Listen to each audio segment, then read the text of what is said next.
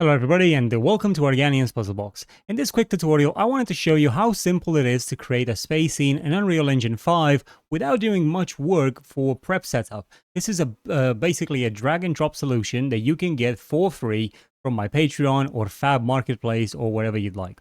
Basically, this just allows you to drag in a blueprint that loads up a skybox, a planet that can orbit, any feature that you might need for your initial setup for your space scene for Unreal Engine is found within this package, and it is free for you to get. So let's begin. Is obviously get the free project from the Fab Marketplace, and you can find it onto my profile, and it's called the Planet Project for Unreal Engine 5.3 or above. So if we actually go onto my profile here, we'll be able to see just how, what other profiles are inside of it. So just gonna have a look. And there's multiple things in here, but this is one of the free projects available, so you can get this. Obviously, I recommend having a look at the procedural planet if you'd like, or the asteroid field that can go along with this. But we're going to, obviously already have it, so all you need to do now, after you've added to your library, is to download it.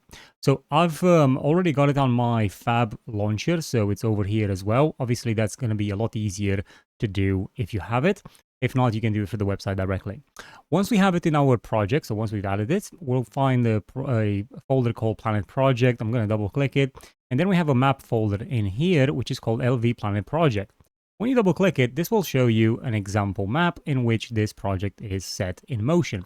And already you can see straight off the bat that this is already preset, but this is how simple everything is. Because what I mean by this is like, if I delete this particular blueprint and this one, and now the whole world is empty, I can simply just go over here into my blueprints and then just drop this into the world. I will center it like that. Just make sure that it's centered in the world. And there you have it. You've got the planet in place. And we also have a skybox around us that's surrounding us. And then you have a lot of options here for all sorts of things like, controlling the planet and also controlling the volumetric clouds of the planet and also adding extra cube maps for your skybox if you'd like. And a lot of other cool features such as, star intensity for the space skybox, right? So there's a lot of things in, but let's just go back because like I said, this is a drag and drop solution. So this is very simple. Anybody could use this. All you need to do is drop in the blueprint and you get this, right? And once you do, you're going to notice that you have a lot of options that the blueprint comes up with. I have this 3 times in the scene, and that's because these extra planets here, I'm just going to increase my speed onto the camera. These planets over here are gravitating around the main planet. So what I mean by this, if we have a look, if we press play right now, then you'll notice that our core planet, our center planet, is actually moving away from us. And then the other 2 planets are effectively orbiting around the core planet. So all of this is actually all done through the blueprint. And you can adjust this to make it so that they've got elliptical shapes and all sorts of things like that, not just simply round, circle rotation. But one thing to note is that our main planet is currently rotating around a cube, and the cube is over there. So if we select the first planet, it says in here where we've got our orbit speed, it's moving at a speed of 15 and it's centering this cube. And this is the axis so it's rotating on the x-axis. But obviously you can change this so it rotates on the x and z axis. Sorry, I meant it rotates on the z axis. And now it's doing it on the x and z. So if we press play again, you'll notice that our planet is actually going upwards now because it's also doing on the z and the x-axis, which just gives us a far more interesting effect. And you'll notice again it's going to do this, and the cube is static, so they'll always come back to where they used to be. And again, this is a drag and drop solution, and it just simply works straight out of the box. If you want to select another object, for example, we could select this other planet. So now planet 1 is rotating around planet 3, but planet 3 is rotating around planet 2. This is going to cause a bit of a mess up, so I'm going to press play and hope for the best. But as you can see, they are now feeding into each other and have left our current, solar system, unfortunately. But that's what happens if you kind of do this, right? Because the math will just push these out of their, away from each other, or more like they're trying to rotate around each other, but because one of them is constantly rotating around a former child, as you can imagine, this can quickly escalate. Okay, that's the orbiting option. Now the next thing we've got the planet option. So we can actually enable what we call here a high geometry planet. So right now it's just simply a sphere.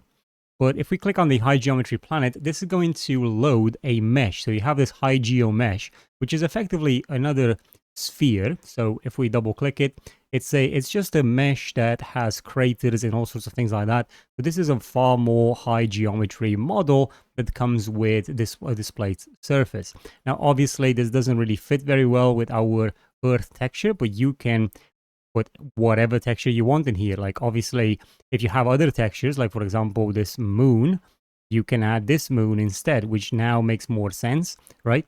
And then you have the planet. So you got the planet normal as well. Obviously, I would recommend using a moon texture. Now, sometimes you might have the normal intensity be too high. So I'm going to turn that down to maybe like a 1 or a 2, but 1 is probably okay for the moon. Then you have the planet color blend. So if you change this, will obviously give you other color variations of the planet itself. And we also have option to turn on city lights. So what this means is that in the dark side of the planet, right about here, we'll be able to see city lights, but if we disable them, they are obviously gone. We also can say that we want to use a roughness texture on the planet, but since we don't actually have I mean, there's no map in here added, so you can add your own custom roughness map. But since we're not using, this is not an ocean, or there's no ocean here or whatever, you can't really even see it in effect, but that's how that works. And then we have, we can enable planet specular if we want to have any specular onto the planet. And again, this will only work if you have a map like the Earth map. So if we would switch over here to, like I've said, the Earth map, there you go, we've got the Earth. I'm going to disable high geometric planet like that, and I'm gonna put the Earth normal into our normal map there like that. And now if we play around with the specular, this is gonna be, you can see it right there, right? You don't want to do too much, but just consider if you want it. But what this specular does, like, why is there a map here? That's because whenever your camera would make the light go above a sort of like terrain feature, like the ground, then the specular is masked out, which is very important if you want a more realistic look. Now, the next thing we've got is the cloud options. So we've got a volumetric cloud option in here as well. We have a simple cloud option. So if we disable the simple clouds, now all the clouds are gone, but we can now enable volumetric clouds, which, as the name entails, will add some volumetric clouds. This is the default Unreal Engine volumetric cloud system, so don't expect some incredible design here or incredible quality, but this is going to be quite nice. We can also enable volumetric clouds high quality, which will give us a higher resolution. Just bear in mind that even right now, it's already starting to drop my FPS as we do this, because these volumetric clouds with high quality are very, very demanding. So switching that off before you actually get your scene into the sort of like the level that you want is very important before committing to changes. And obviously you can change a lot of things in here, like where the wind blows, what's the color of these clouds. Like, obviously we can make them very pinkish, very green, very yellow, red, or whatever you'd like. And you can also enable the simple clouds if you want at the same time. And you can sort of adjust the simple clouds how fast they move. So obviously, the more the bigger the speed, the more they will rotate. So bear in mind that's also an option. And you can change the color of the simple clouds as well. This allows you to art direct the planet as you see fit. There's also an option here for cloud opacity, so you can make these clouds pretty much invisible if you'd like, or almost. But you can still, even if they're invisible, you can still see their shadow right there. So you might want to change the shadow to 0 as well. And even that, like -1 maybe, and then this will be a -1 as well. You can kind of see that they're still there. So just, bear in mind that this shadow is still visible. Like, you have to go like really low on the value in order not to see it anymore, right?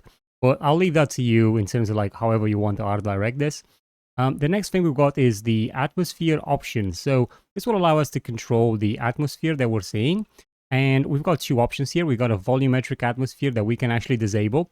But if you disable it when the clouds are active, then the clouds will glitch out and they will go, they don't know where the atmosphere now is, so they will go to the center of the world. So disable the volumetric clouds if you're not going to use an atmosphere. And you also have this simple atmosphere, and you can see there it's adding that fake atmosphere on top of your planet to give it a nice, cheaper effect. But obviously, the actual volumetric atmosphere is really what you want to use. And we've got all sorts of options, of course, with fall off, and we've got atmosphere intensity and edge clamp. So if you want to like really get that edge to be different, and this will be very important for, again, art directing your scene. And you can see here we have the atmosphere nighttime, which allows us to create other different aspects as well. Now bear in mind that most of these options are affecting the simple atmosphere, not the volumetric one. So very important that most of these options here will work with the simple atmosphere. The next thing about our blueprint for our planet is the fact that you can load various different cube maps for your, for your surroundings. So in here we have the Milky Way, but that's not stopping us from using a custom, like a Skybox. So for example, we could use this one here. It's a 16K map. So once it loads up, we'll be able to see it. That's one of them right there.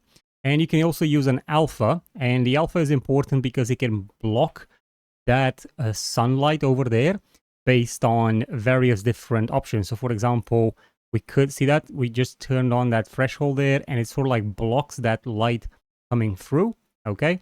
And this is important because you might not want to see the sun disk, or you might want to see, and I'll show you why this would be useful, because let's say you don't want to see the sun disk, but you do want it whenever it's sorry, let me just go back to the default. Let's say you want to see it whenever it's going into a dark spot of the skybox. Now, this skybox, see, it's got there some dark spots. So let's just increase our alpha, our sun mask threshold. So now it's blocking it. But now I'm going to move the sun over here. See that? It's becoming visible right about there. Now, bear in mind, you might still get a bit of glitches here and there, so you gotta have to like work this out. Like, see what I mean? Like, you want to only make it so that it shines through there, but then when you move the sun around, I mean, right now it's still passing, so you see how it's kind of like colliding right there with the shape because of that alpha. But the more you increase the threshold, the more it will make the sun disappear. So you've got to like really tone this to the point of what you like for it to block. Right? And you can also invert this alpha, so in case you want it to be blocked further, like, like let me just try and do an alpha strength here, a higher alpha strength, sun mask threshold, maybe something like that, so it's blocking it. But then when we move it, yeah, I think this needs, so it's showing up wherever the color is, so actually you need to invert the alpha in this particular point. So you could go in the shader to change that if you like. You can also destroy the space dome. So if you click that button, it just completely disappears. And you can change the brightness and the saturation of this as well. So again, we can make it very bright or very low bright. And we can also bring the stars to be a lot more visible in the background, or even these, or not at all. They can make them like little black holes as well. And speaking of black holes, there are other projects that I offer as well for free, where again, you can get a black hole to use in this as well. And that's kind of all the options for the planet, for this planet generator or system generator or whatever you want to call it for Unreal Engine, which is a drag and drop solution. Now, please feel free to go onto my profile here, and I'll show you what I mean. If we go onto the profile, you will notice that there are a bunch of other assets, like I've said, related to space scenes. We got a space station. We've got a lot of Skybox volumes that comes with various different Skyboxes for your scene. We also have a free VDB Nebula for Unreal Engine. And we also have the Cosmic Force Procedural Planet and the Asteroid Field, which again will enhance your scene even further if you'd like to do that. But also, you can generate your own Skyboxes using the Nebula generator for Blender 3.2 or above, I believe was the last version, but you could use this with Blender 4 or anything like that. It's fine, right? All in all, I think it provides a lot of flexibility for your space scenes, and it's a very, very good starting point, and it's a free tool, so have a go. Anyway, thank you guys for watching. Hope you enjoyed this, and I'll see you in the next one. Keep creating.